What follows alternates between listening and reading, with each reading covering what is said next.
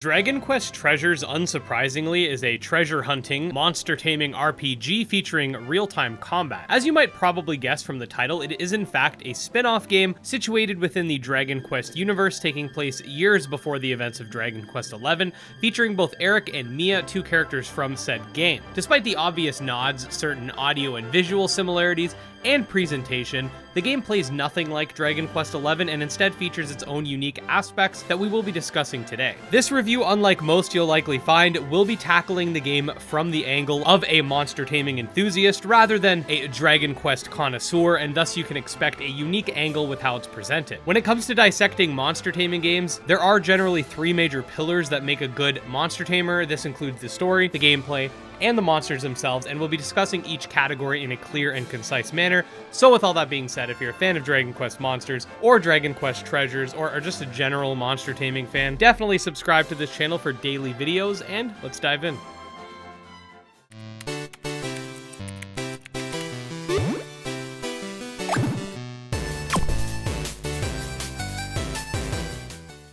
Alright, so let's start things off with the game story, which will be a very brief section because, to be honest, it's quite simplistic, and while not bad, is definitely not revolutionary either. Basically, you start out as Eric and Mia, and are living with a group of Vikings, which is a nod to their backstory in Dragon Quest XI, by the way, and essentially they end up deciding that, hey, we want to go find some treasure, so they free a couple of weird-looking animal things, and then are transported to the magical world of Draconia. This world is said to be the remains of a golden dragon, hence why it's filled with treasures and riches. You find out that there are rivaling pirate gangs that are in search of these 7 dragon stones that will unlock hidden riches beyond one's wildest dreams. The two creatures that you freed and ended up causing you to come to this world actually turn out to be junior gods whom are tasked with retrieving those stones and request your aid. From there, you establish a base, find out that there's a mysterious underground labyrinth beneath it that somehow is connected to these dragon stones, and slowly but surely collect all of the stones and many other riches along the way, increasing your base's worth and team size. The concept is super simplistic, and I'm not going to get into endgame spoilers, but despite this, I do feel like it works for the type of game that it is.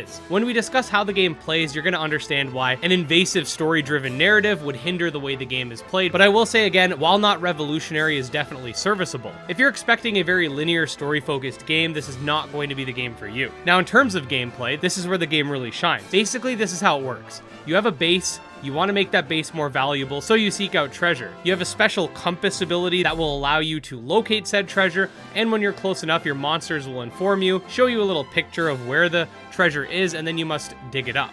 Your monsters will also fight with you in real-time combat, where you control the player character, and the monsters fight via AI. As a player character, you can either fight in close range with your dagger, which admittedly is not very powerful in terms of damage, or you can stay back and utilize the catapult to either damage or debuff the enemy, or heal and buff your allies. It's not all sunshine and rainbows, however, because if one of your allies is down, it can actually drop some of the treasure that you've received, and you must physically go towards it and heal it while avoiding enemy damage. If the player character's HP reaches 0, doesn't matter what's going on with your monsters, it's game over. In terms of exploration and progression, the game is really cool because you're actually allowed to pretty much go to any spot in the world you want right from the get-go. You basically just choose what island you want to go to and then do whatever you want. Each island has various side quests for you to complete, so you can choose different areas to explore based on enemy types, treasures, or whatever. You can also choose to venture far away from the starting point of any of these islands in order to go up against high-level enemies, which you can recruit early on in order to get a power advantage,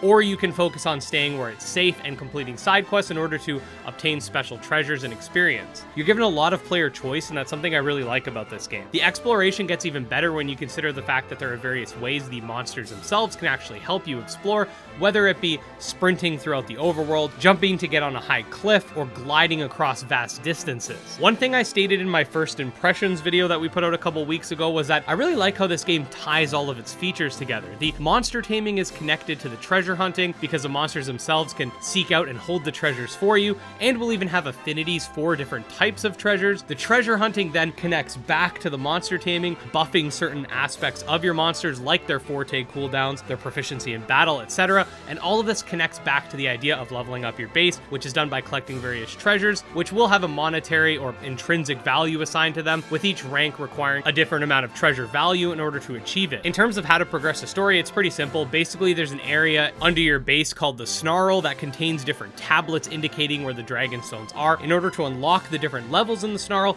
you basically have to rank up your base. So you can kind of leave, do whatever you want while accumulating treasure, focus on the main quests, and each time you rank up to a specific rank, usually an even number, you will be unlocking different areas of the Snarl and getting more stone tablets, which will allow you to find the dragon stones in the world. This generally comes with it a gauntlet of enemies for you to overcome, which ends in a boss battle, and they get harder as you go. Now, at a surface level, this might seem monotonous because basically you just have a specific rank you got to get your base to, and you got to grind until you get to that rank in order to progress the story, right? I mean, sure, that might be monotonous if the only thing in the game was to find treasure, but there's so much more than that. The game has tons of content ranging from side quests, which can be grouped into several categories. You can be invaded in the overworld, having enemy pirate gangs trying to steal your treasure. Your base can get raided, causing you to have to defend it. There are hidden treasure dungeons, which, much like the Snarl, includes enemy gauntlets, which leads up to a special treasure at the end. There's various monsters to recruit with different combat capabilities. You can also send out monsters on expeditions in order to increase your earnings passively. The game has multiplayer, which I can't even talk about because I don't have friends. There's daily quests and so much more. I was honestly genuinely surprised by the amount of content in this game, and following the main story path is something that you honestly don't even have to do to enjoy the game. Obviously, doing so will progress you in the story, but there's just so much to do that you could easily spend hours not focusing on that. So all in all, the gameplay is pretty interesting. Unlike a traditional RPG where you're just going from dungeon to dungeon, defeating various bosses, the game takes treasure hunting and makes it your main focus while giving you massive areas to explore. There's literally so much content that I could probably talk about it for 40 minutes going into each specific aspect. I didn't even mention how you can customize your display in your base, or how there's metal monsters that give you more XP, there's bejeweled monsters, and just so much other cool stuff. I'm trying to make this review in such a way that it doesn't overlap from our first impressions video. You can check that video out too if you'd like, where I go into more specifics about the basic features within the game, but I think you get the point. Gameplay-wise, the gameplay is really well, and while I know a lot of people might be skeptical since the monsters are controlled by AI and not manually controlled, I don't necessarily think that's a bad thing either. Next, we're going to talk about the monster roster, and this has actually been a point of contention, given the much lower number of monsters available within the game than your typical monster taming title. There's roughly 70 creatures in the game. There are quite a few reskins, and despite these reskins having their own unique abilities, at the end of the day, they're still reskins of each other. Now, my counter argument to this making the game bad is that Dragon Quest Treasures is not meant to be a monster-focused game. It is a monster taming title, but the monster taming is not the singular main aspect of the game. What I mean by this is that it's not Pokemon. Everything does not specifically revolve around collecting and battling monsters against each other.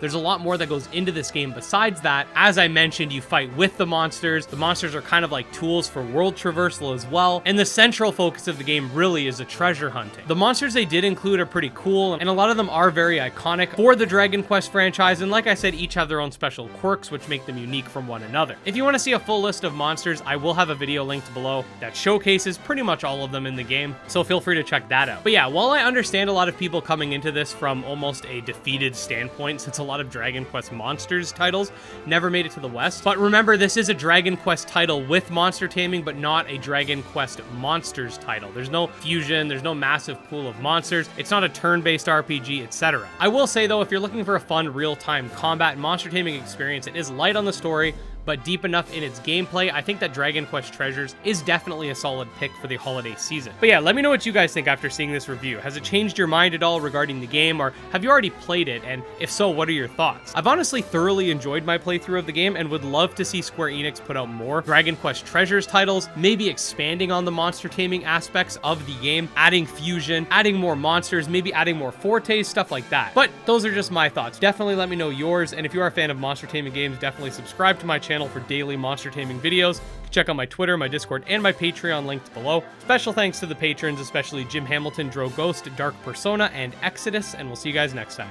Peace.